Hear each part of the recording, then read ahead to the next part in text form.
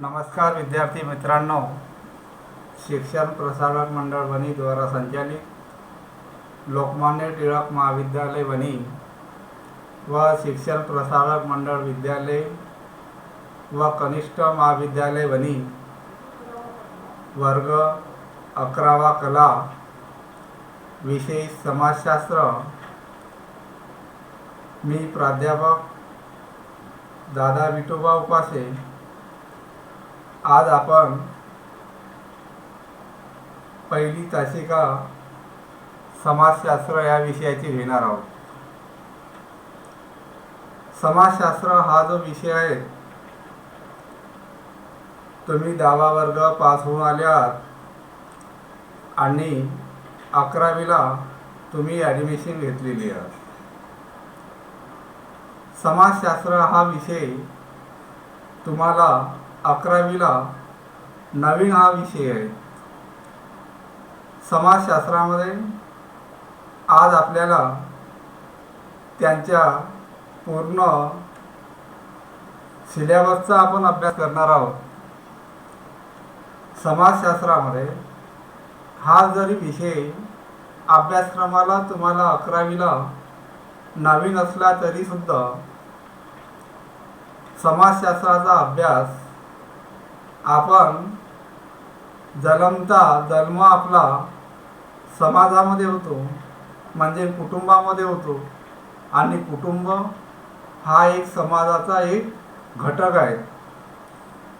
व्यक्तींचा मिळून कुटुंब तयार होते आणि कुटुंब मिळून कुटुंबाचा समुदाय म्हणजे समाजाची निर्मिती होत असल्याचं आपल्याला दिसून येतं।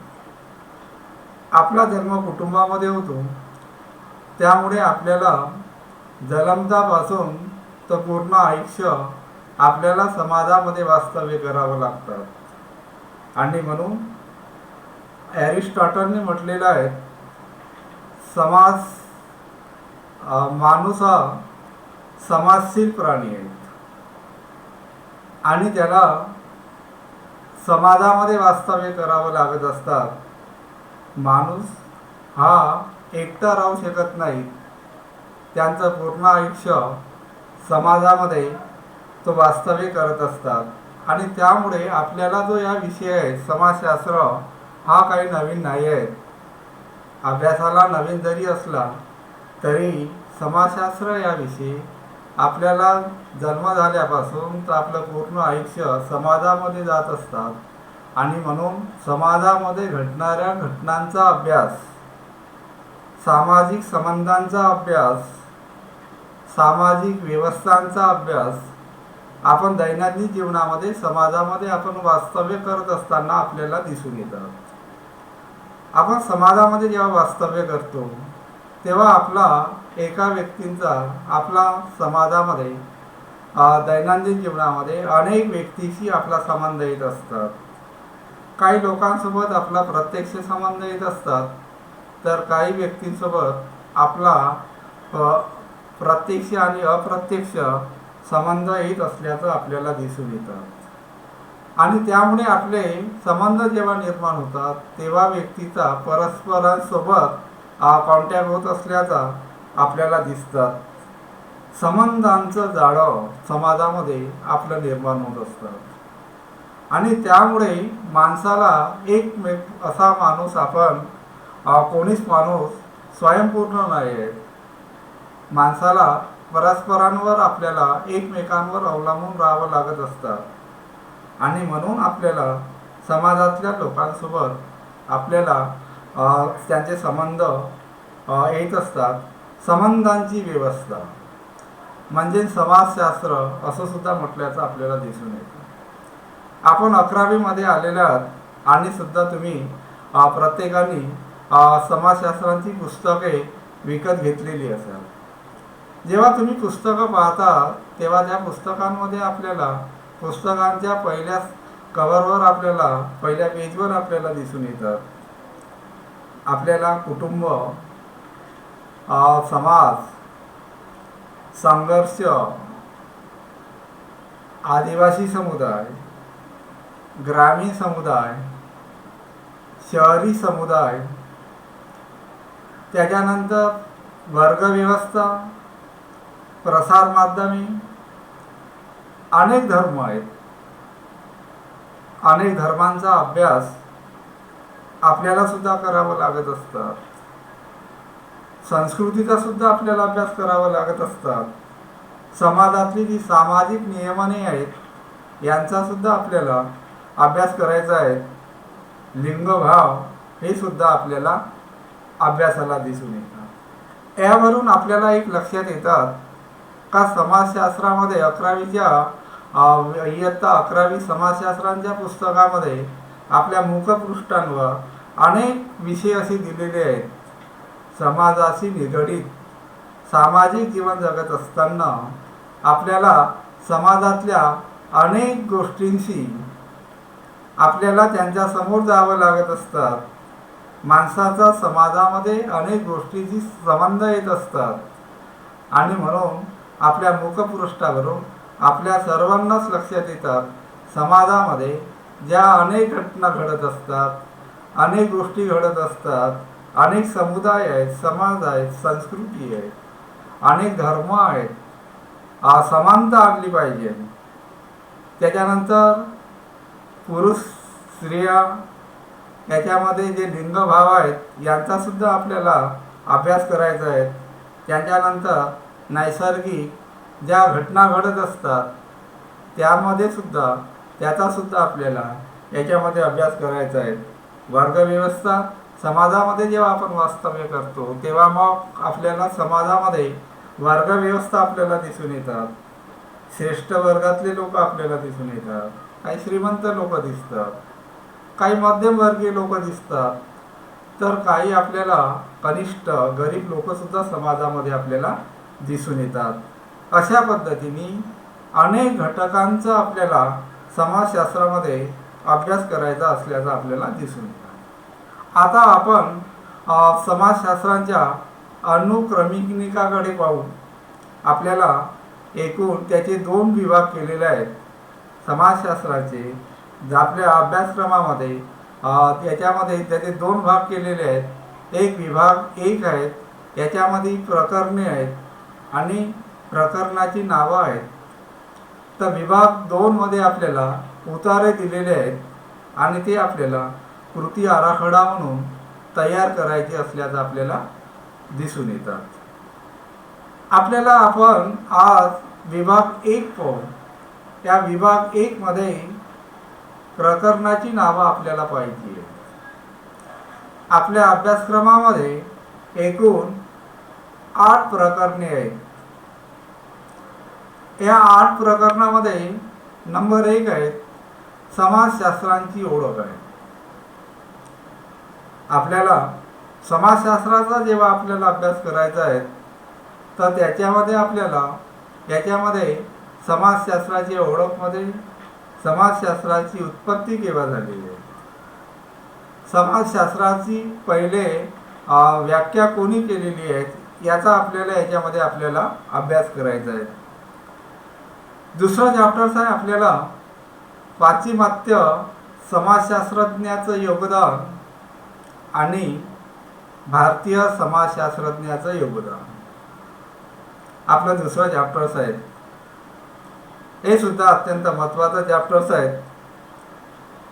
या चॅप्टरमध्ये आपल्याला समाजशास्त्रज्ञाचं योगदान आपल्याला पाहायचं आहे. तिसरं प्रकरण आपलं आहे समाजशास्त्रातील मूलभूत संकल्पना. समाजामध्ये ज्या मूलभूत संकल्पना आहेत, ज्या मूलभूत संकल्पनेचा आपल्याला अभ्यास करायचा आहे. चौथं चॅप्टर्स आहे आपलं सामाजिक संस्था. समाजामध्ये अनेक संस्था आहेत. त्याच्यातील ठराविक ज्या संस्था आहेत त्या आपल्या अभ्यासक्रमामध्ये आहेत आणि त्याचा सुद्धा आपल्याला अभ्यास करायचा आहे.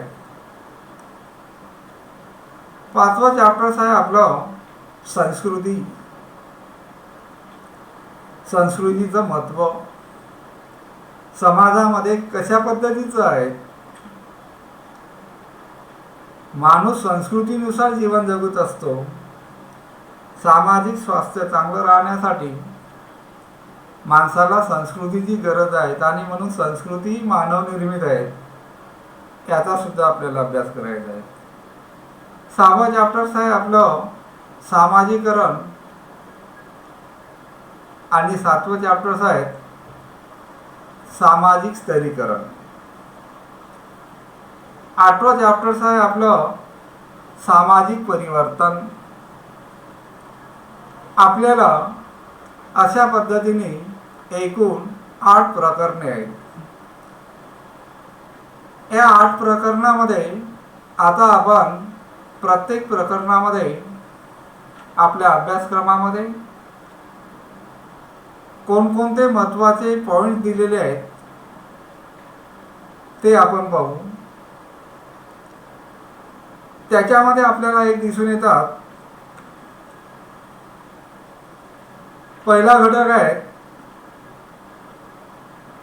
समाजशास्त्रांची ओळख. पहिलं प्रकरण आहे समाजशास्त्रांची ओळख. आणि या प्रकरणामध्ये आपल्याला आपल्या सिलेबसला जो अभ्यासक्रम दिलेला आहे त्याच्यामध्ये आपल्याला समाजशास्त्राचा अर्थ आपल्याला पाहायचा आहे. समाजशास्त्र जे आहेत त्याच्या अनेक व्याख्या अनेक समाजशास्त्रज्ञांनी केलेली आहेत. समाजशास्त्राच्या व्याख्या काही भारतीय समाजशास्त्रज्ञांनी केलेल्या आहेत, तर काही पाश्चिमात्य समाजशास्त्रज्ञांनी केलेली आहे. अनेक समाजशास्त्रज्ञांनी अनेक व्याख्या केलेल्या आहेत. त्या व्याख्येचा आपल्याला त्या व्याख्या पाहायच्या आहेत आणि त्याचबरोबर आपल्याला त्या व्याख्येचा आपल्याला अर्थ सुद्धा पाहायचा आहे. त्याच्यानंतर आपल्याला प्रकरण 1 मध्ये समाजशास्त्राची ओळख याच प्रकरणामध्ये समाजशास्त्राचं स्वरूप पाहायचं आहे. समाजशास्त्र जे आहेत हे जे शास्त्र आहेत हे शास्त्र कशा पद्धतीचं शास्त्र आहे, त्याचे स्वरूप कोणकोणते आहेत याचा सुद्धा अभ्यास आपल्याला पहिल्या प्रकरणामध्ये करायचा आहे. त्याच्यानंतर आपल्याला समाजशास्त्राचा उदय, प्राचीन समाजशास्त्राचा उदय, याच्यामध्ये समाजशास्त्राचा उदय केव्हा झाला. समाजशास्त्राचा उदय 19व्या शतकामध्ये युरोप खंडामध्ये झालेला आहे. समाजशास्त्र एक स्वतंत्र शास्त्र आहे. ते 19व्या शतकाच्या नंतर आपल्याला ऑगस्ट कॉम्पनी त्यांच्या पॉझिटिव्ह ऑफ फिलॉसॉफी या ग्रंथाच्या 4थ्या आवृत्तीमध्ये दिलेलं आहे. त्याच्या आधी समाजशास्त्र एक स्वतंत्र शास्त्र नव्हतं, तर समाजशास्त्राचा अभ्यास वेगवेगळ्या शास्त्रांमध्ये होत होता. समाजशास्त्र एक स्वतंत्र शास्त्र आहे आणि त्याचा स्वतंत्रपणे अभ्यास व्हावा आणि म्हणून युरोप खंडातील फ्रान्स देशातील ऑगस्ट कॉम्ट त्यांनी लिहिलेल्या पॉझिटिव्ह ऑफ फिलॉसॉफी या ग्रंथाच्या 4थ्या आवृत्तीमध्ये समाजशास्त्र याचा उल्लेख केल्याचा आहे. आणि म्हणून पहिल्या प्रकरणामध्ये आपल्याला समाजशास्त्राची ओळख, त्याच्यामध्ये समाजशास्त्राचा उदय सुद्धा आपल्याला पाहायचं आहे. त्याच्यानंतर आपल्याला पहिल्याच प्रकरणामध्ये आपल्याला समाजशास्त्राची व्याप्ती सुद्धा आपल्याला पाहायचं आहे. त्याच्यानंतर समाजशास्त्रांचे महत्त्व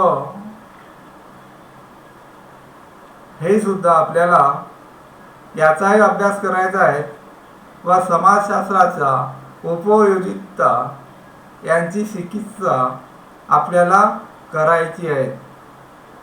अशा पद्धतीने आपल्याला पहिल्या प्रकरणामध्ये समाजशास्त्राची ओळख याच्यामध्ये आपल्या इतकं आता सांगितलेल्या घटकांचा आपल्याला अभ्यास करायचा आहे.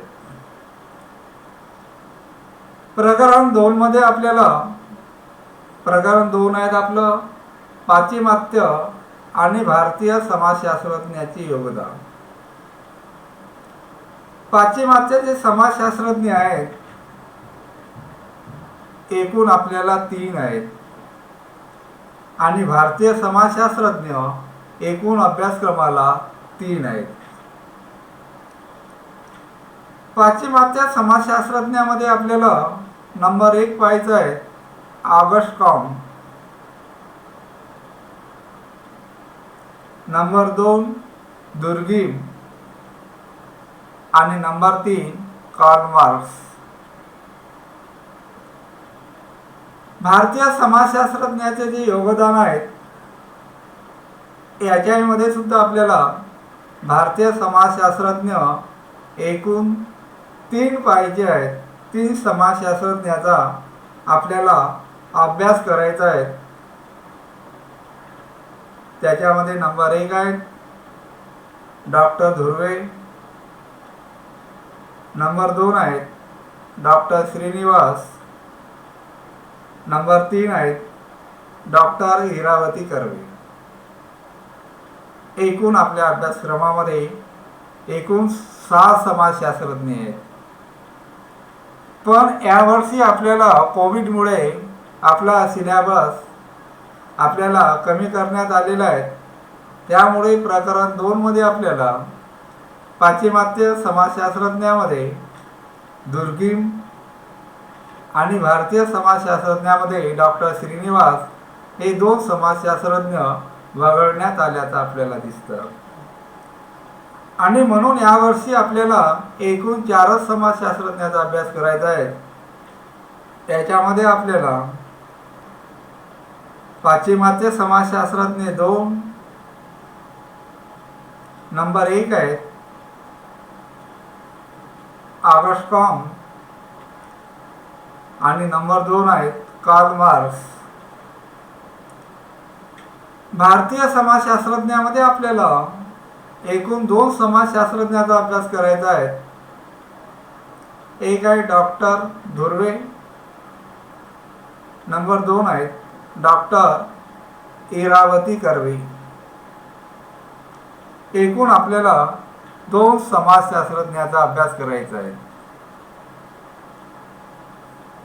आपल्याला प्रकरण 3 मध्ये समाजशास्त्राची मूलभूत संकल्पना या प्रकरणामध्ये समाजातल्या ज्या मूलभूत संकल्पना आहेत या संकल्पनेचा आपल्याला अभ्यास करायचा आहे. समाजशास्त्राची ज्या पायाभूत संकल्पना आहेत त्यांचा अभ्यास करायचा आहे.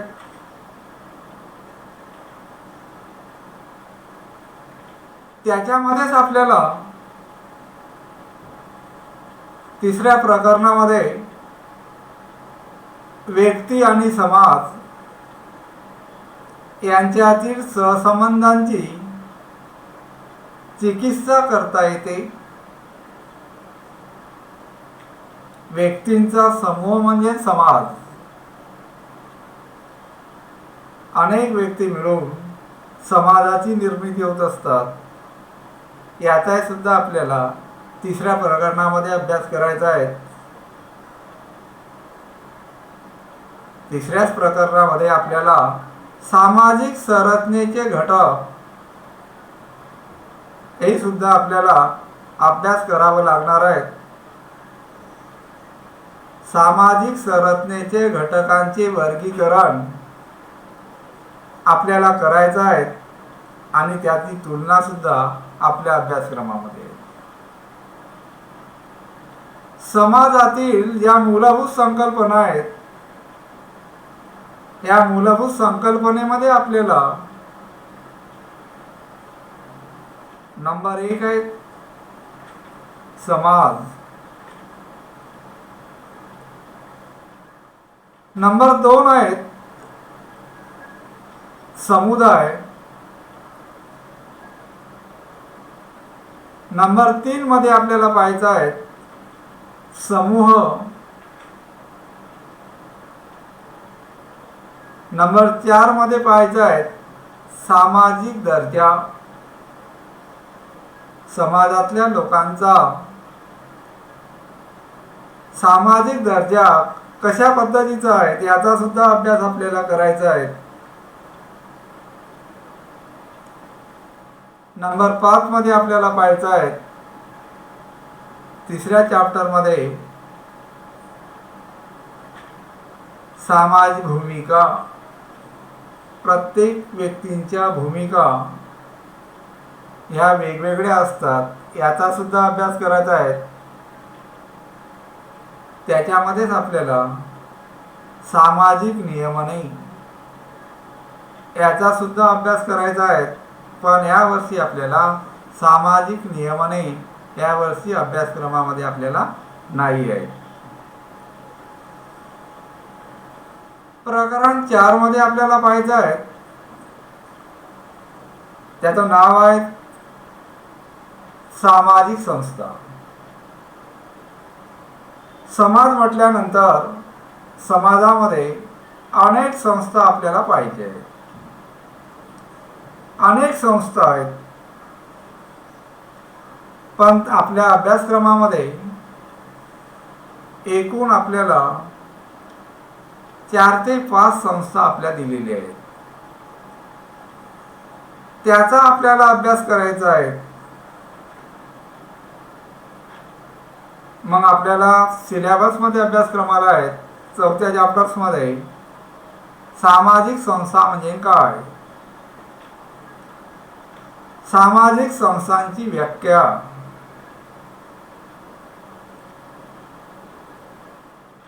सामाजिक संस्थेची वैशिष्ट्य,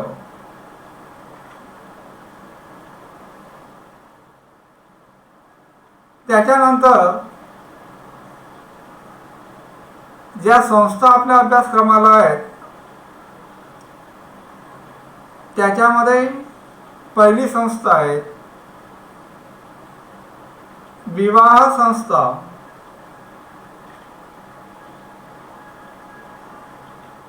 विवाहाच्या व्याख्या आहेत, विवाहाची वैशिष्ट्ये आहेत, विवाहाचे प्रकार आहेत, अनेक आपल्याला त्याचा अभ्यास पाहायचा आहे. त्याच्यानंतर कुटुंब संस्था आपल्याला पाहिजे आहे. विवाहाच्या माध्यमातून कुटुंबाची निर्मिती होतात, त्यामुळे कुटुंबाची व्याख्या पाहिजे आहे, कुटुंबाची वैशिष्ट्ये पाहिजे आहेत, कुटुंबाची आपल्याला प्रकार पाहिजे आहेत, कुटुंबाचे महत्त्व सुद्धा आपल्याला पाहिजे आहे. त्याच्यानंतर अर्थव्यवस्था, सामाजिक संस्थेमध्ये अर्थव्यवस्था सुद्धा आपल्याला पाहिजे आहे. या अर्थव्यवस्थेमध्ये प्रत्येक माणसाला जगण्यासाठी पैशाची गरज आहे आणि पैसा मिळवण्यासाठी प्रत्येक व्यक्तीला काही ना काही काम करावं लागत असतात, कष्ट करावं लागतात आणि त्याच्या मोबदल्यात व्यक्तीला पैसा मिळतो आणि पैशाच्या माध्यमातून व्यक्ती आपल्या प्राथमिक गरजा आधी पूर्ण करतो आणि नंतर आपल्या दुय्यम गरजा पूर्ण करत असतो. त्याच्यानंतर शिक्षण संस्थासुद्धा आपल्याला अभ्यास करायचा आहे. या शिक्षण संस्थेमध्ये आपल्याला प्रत्येक व्यक्तीने शिक्षण घेतलं पाहिजे. शिक्षणाच्या माध्यमातून व्यक्तीचा बराच काही माणसांमध्ये परिवर्तन झाल्याचं आपल्याला दिसून येतं. शिक्षण माणसाला घडवीत असतो. शिक्षणाच्या माध्यमातून व्यक्तीमध्ये प्रगल्भता निर्माण होतो. शिक्षणाच्या माध्यमातून व्यक्ती प्रगती करू शकतो. शिक्षण माणसाचा विकास करीत असतात आणि म्हणून शिक्षण संस्थेचा आपल्याला अभ्यास करायचा आहे. सामाजिक संस्था या चॅप्टर्समध्ये आपल्याला सामाजिक संस्थाचे जे आज बदलते जे स्वरूप आहेत ते बदलते स्वरूप प्रत्येक व्यक्तीला जाणून घेणे अत्यंत महत्त्वाचं असल्याचं आपल्याला दिसून येतं. आणि म्हणून आपल्याला सामाजिक संस्थेच्या माध्यमातून व्यक्तीच्या सामाजिक जडणघडणीमध्ये सामाजिक संस्थांच्या भूमिकेचे चिकित्सक विश्लेषण करता येते. आणि म्हणून प्रत्येक व्यक्तीने आपल्याला जे आज संस्थेचे सामाजिक संस्थेचे जे बदलले स्वरूप आहेत ते स्वरूप जाणून घेऊन काळानुसार बदलत्या काळानुसार स्वतःमध्ये बदल करून घेणे अत्यंत महत्त्वाचे असल्याचं आपल्याला दिसून येतं. सामाजिक संस्था या प्रकरणामध्ये आपल्याला ज्या संस्था अभ्यासक्रमाला दिलेल्या आहेत, ज्या सिलेबसला ज्या संस्था आपल्याला अभ्यास करायचा आहे या चारही संस्था प्रत्येक मानवांच्या जीवनामध्ये मूलभूत संस्था आहेत. वास्तविक जीवनामध्ये त्यांचं महत्त्व प्रत्येक व्यक्तीला महत्त्व कळलं पाहिजे, महत्त्व त्यांचं जाणून घेतलं पाहिजे आणि काळानुसार त्याच्यामध्ये बदल करून घेणे अत्यंत गरजेचं असल्याचं आपल्याला दिसून येतं. अशा पद्धतीने आपण जो 11वीला अभ्यासक्रमामध्ये जे घटक दिलेले आहेत, एकूण जे आपण 4 प्रकरणे पाहिलेली आहेत त्या 4 प्रकरणामध्ये आपल्याला जे अभ्यास करायचा आहे त्या घटकांची माहिती मी तुम्हाला आजच्या पिरियडला दिलेली आहे. नंतरचे जे 4 प्रकरणं आहेत ते आपण दुसऱ्या पिरियडला त्याची माहिती पाहू. आज इथंच थांबू. उद्या नवीन पिरियड घेऊ, त्याच्यामध्ये नवीन माहिती पाहू. धन्यवाद.